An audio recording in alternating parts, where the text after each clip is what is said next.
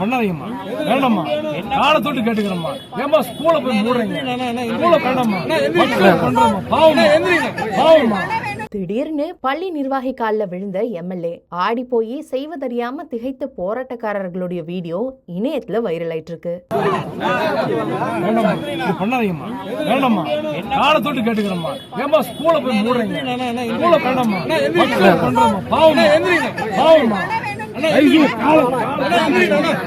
சேலம் பழைய சூரமங்கலம் பகுதியில ராமலிங்கம் வள்ளலார் அப்படிங்கிற அரசு உதவி பெறும் மேல்நிலை பள்ளி செயல்பட்டு வருது. 1 முதல் 12ஆம் வகுப்பு வரைக்கும் சுமார் 1000க்கும் மேற்பட்ட மாணவர்கள் இங்க பயின்று வராங்க. இந்த நிலையில இந்த பள்ளியை மூட இருக்கிறதாகவும் அதனை விற்பனை செய்ய திட்டமிட்டு இருக்கிறதாகவும் தகவல்கள் வெளியாயிருக்கு. இது குறித்து தகவல் அறிந்த மாணவர்களுடைய பெற்றோர்கள் 100க்கும் மேற்பட்டோர் பள்ளியை முற்றுகையிட்டு போராட்டத்தில் ஈடுபட்டிருக்காங்க.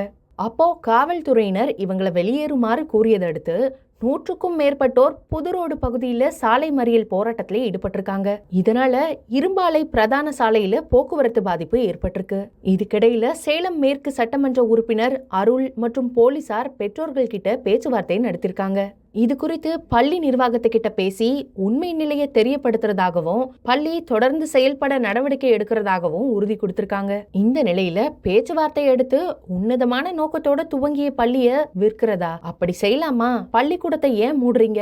ஏழை பிள்ளைய படிக்க விடுங்க அப்படின்னு கூறி திடீர்னு பள்ளி நிர்வாகிகள் காலில் விழுந்திருக்காரு எம்எல்ஏ அருள். இத பார்த்து அங்க இருந்தவங்க எம்எல்ஏவா இருந்துகிட்டு காலில் விடுறதா அப்படின்னு அவரை தூக்கியிருக்காங்க.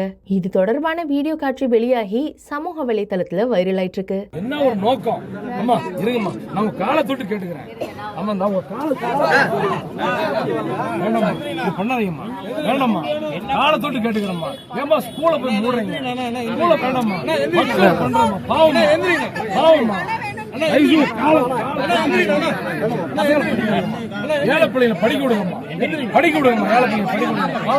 சில தினங்களுக்கு முன்னாடி கோவில் தொடர்பான ஒரு பேச்சுவார்த்தையில ஒரு தரப்புல வந்தவங்க கிட்ட உங்க தரப்புல ஆண்களே இல்லையா அப்படின்னு ஆவேசமா பேசினாரு அருள்.